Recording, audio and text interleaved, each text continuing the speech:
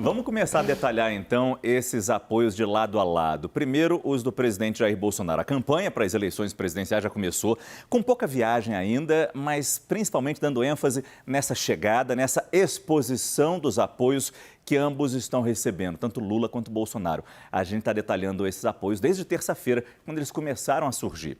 Logo pela manhã, hoje, Ronaldo Caiado, governador do União Brasil, governador de Goiás, oficializou o apoio lá no Palácio do Alvorada, ao lado do presidente Bolsonaro. O governador reeleito em Goiás afirmou que a União Brasil Nacional apoia Bolsonaro. Vamos ver. E em nome do povo goiano, eu venho aqui trazer e declarar o apoio à reeleição de Vossa Excelência. Além de Caiado, Mauro Mendes, do Mato Grosso, Antônio Denário, de Roraima e Gladson Cameli, do Acre, declararam apoio ao presidente Bolsonaro. Wilson Lima, do Amazonas, e Coronel Marcos Rocha, em Rondônia, que disputam a reeleição, também apoiam o segundo mandato do presidente. Muitos desses nomes que estão declarando apoio à chapa do PL já estavam com o presidente na campanha que antecedeu o primeiro turno. Isso pode ajudar o número de votos de Bolsonaro ou é mais uma demonstração de força? Caio já começou nessa resposta, eu sigo agora com você, Raquel. Essa questão da União Brasil estar junto ou não, quer dizer, a União Brasil declarou neutralidade, liberando as suas bases para onde quiser. Mas hoje, Ronaldo Caiado disse bem claramente, né? O União Brasil Nacional está com o presidente. Ele está tentando puxar o partido, mas ontem a gente teve a declaração do Bivar dizendo que está neutro. É o partido colocando um pé em cada canoa para poder ir, dependendo de quem ganhar a eleição. Esses governadores, eles estão falando diretamente para o público deles. Principalmente ali no Centro-Oeste, é um público, e é o produtor rural em específico, é extremamente bolsonarista. É um dos canais de diálogos mais difíceis do ex-presidente Lula. Ele está tentando ver se Simone Tebet faz essa ponte, mas está complicadíssimo. Sempre que eu converso ali, eles falam que tem uma resistência muito grande desde do governo da presidente Dilma, porque houve ali uma série de regras e, enfim, todos os conflitos fundiários que tem ali. E Ronaldo Caiado, Yuri me ajuda, mas é interessante, né? Porque ele chegou a romper com o Bolsonaro na pandemia, porque é médico, se irritou com a atitude do presidente na pandemia e depois retomou. De novo, olhando para o eleitor. Eles estão, todos esses governadores, tanto os que apoiam o Lula, que são majoritariamente no Nordeste, quanto os que apoiam o Bolsonaro, que estão no Centro-Oeste, eu acho que com exceção do governador Romeu Zema, onde o lulismo é mais forte, todos os outros, eles estão seguindo o eleitor. Zema talvez seja o único que esteja seguindo um pouco mais ali princípios. Mas é interessante que Zema foi o primeiro, né? Ele já na terça-feira de manhã estava lá no Palácio. E na segunda-feira já disse para todo mundo, inclusive para a gente, para o nosso espectador, que faria esse movimento, né? Que a Raquel sempre colocou aqui, antecipou que isso aconteceria. De fato, ele é o único que está contra a corrente do eleitorado, mas da maioria do eleitorado, mas escorado pelo fato de ter sido reeleito. Desses outros mandatários, se for pensar... E refletindo também um pedaço ali de Minas, principalmente da elite econômica, que está muito com Bolsonaro. Sem dúvida. Da região dele, né? Ele é ali de Araxá, da própria capital, Belo Horizonte, embora Alexandre Calil, ex-prefeito, tenha saído bem avaliado, Zema ganhou e Lula não conseguiu ganhar na capital, foi Bolsonaro mais votado em Belo Horizonte. E, de fato, todos esses acabam os fatos se impõem. Né? No caso de Ronaldo Caiado, se for pensar, não só ele, mas os outros dois candidatos mais bem votados ao governo de Goiás, de alguma forma tentaram pegar apoio com o presidente Jair Bolsonaro pela popularidade dele no estado de Goiás. E, de fato, se a gente olhar pelo nosso mapa do Magic Wall, é nítido. Só Zema está com Bolsonaro, governando um estado que deu maioria de votos para Lula. Deixa eu andar para cá para encontrar com o Felipe Moura Brasil, que está ao vivo lá no Rio de Janeiro e sempre participa com a gente aqui do nosso Prime Time também. Felipe, boa noite, que bom que você está com a gente mais uma vez. Nessa balança de apoios, mais um dia de balança de apoios, eu acho que a gente vai ficar falando disso nos próximos 23 dias e 14 horas até fechar o primeiro turno, ou fechar o segundo turno, nesses apoios que vão acabar chegando tempo a tempo, acho que num ritmo mais acelerado nesse começo da campanha, para cada lado. Como é que a gente analisa esses apoios de hoje nessa balança? Boa noite, Márcio. Boa noite a todos. E eu estou com retorno aqui ouvindo minha própria voz, então eu vou ter que tirar para falar. Boa. Mas esse apoio dos economistas, obviamente, é um apoio importante, é um aceno também aí para o mercado, mas ainda não está definido qual vai ser realmente o plano econômico do Lula. Então ainda tem muita gente esperando.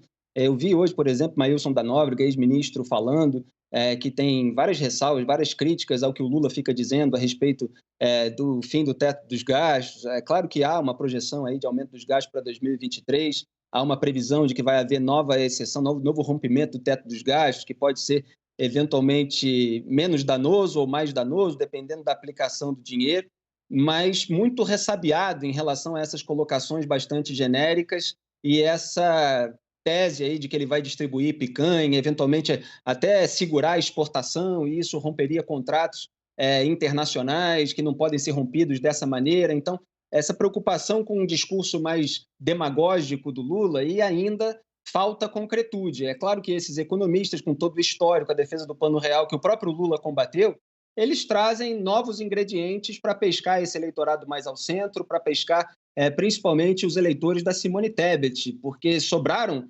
poucos eleitores, e me parece que no eleitorado da Simone Tebet, em que havia ali economistas como a Helena Landau, com um perfil mais liberal, pode haver gente que se agrade desse time que o Lula está formando nesse momento, mas ele ainda vai precisar explicitar melhor essa agenda econômica para que isso tenha um efeito no eleitorado que seja de alta renda, onde o Bolsonaro tem maior vantagem, porque eu acho que o discurso dele para o Nordeste é bem outro. A gente vai mergulhar bastante, muito obrigado, Felipe, a gente vai mergulhar bastante nessa questão dos apoios da equipe econômica que criou o Plano Real e falar bastante dessas lacunas que ainda existem na divulgação dos planos econômicos, tanto do presidente Bolsonaro quanto do ex-presidente Lula, nessa campanha à presidência da República. A Raquel Landim e o NACA vão nos ajudar bastante nisso.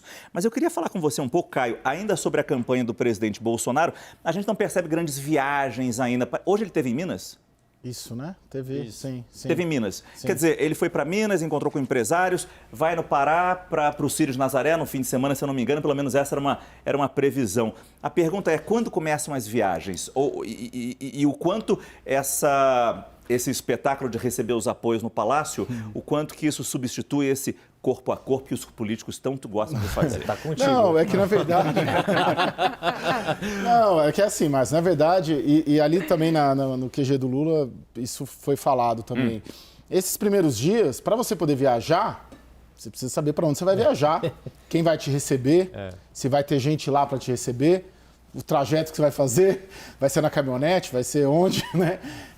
Isso precisa ser definido. Eu estou forçando um pouco, claro, mas para dizer que primeiro você precisa ter o mapa eleitoral que saiu no domingo à noite, para você começar a organizar quem vai estar com você e quem não vai estar.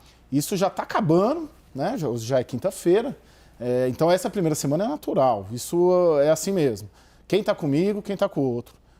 Tanto que ali havia dois prefeitos, o presidente do União Brasil, do estado do Rio de Janeiro, que coincidentemente é um prefeito de uma dos municípios ali, acho que de Belford Roxo. O Vaguinho, não é isso? Isso. Que a mulher dele foi a candidata a deputado federal mais votada do estado do Rio de Janeiro. E tem como a União Brasil ontem declarou neutralidade, né? Nós estávamos aqui ao vivo, o que as duas campanhas estão fazendo é tentar pegar os recortes regionais desse partido.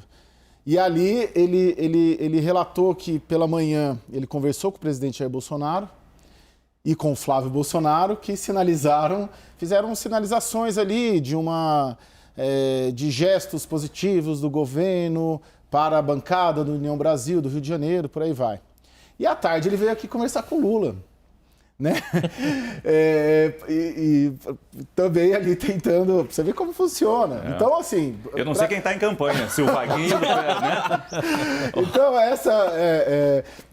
então, daí, para o Bolsonaro decidir, ou o Lula decidir se eles podem ou não ir à Baixada Fluminense e aonde irão, um sujeito desse, um parlamentar desse, um político importante desse, um prefeito de uma cidade importante sim. E presidente regional de um partido importante precisa definir de que lado ele está. Estou pegando esse exemplo para te responder. Então, nesses primeiros dias, é definir quem está com quem.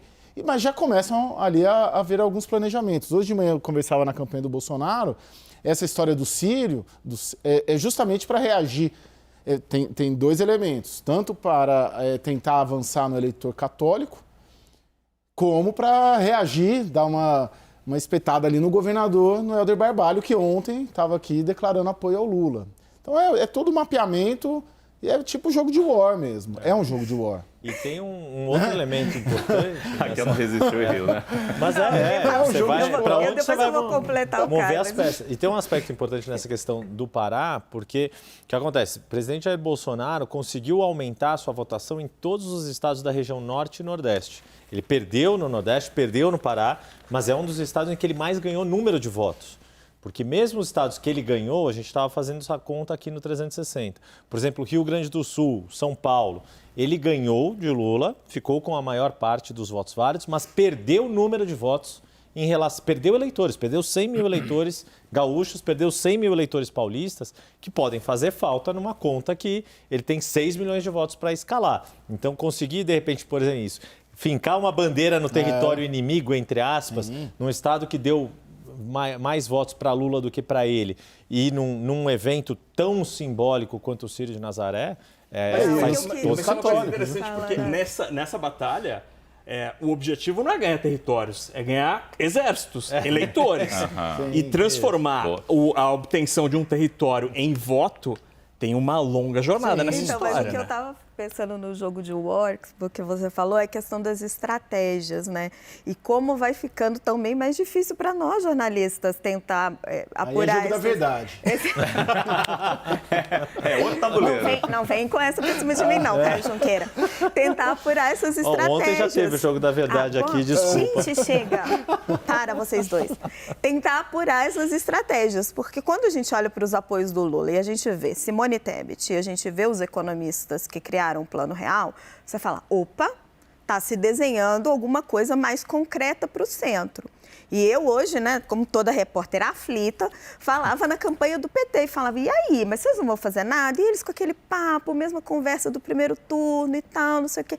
E eles falaram assim, eu não posso te falar minha estratégia, porque senão você vai entregar ela para o inimigo, mas eu te garanto, vai ter uma mudança muito concreta que já vai começar a ser sentida em direção ao centro a partir das propagandas eleitorais de amanhã. E aí disseram, nós temos consciência de que o Lula já passou do seu teto, que era ali uns 44%, segundo eles, que ele podia bater só com base nessa campanha de rejeição a Bolsonaro.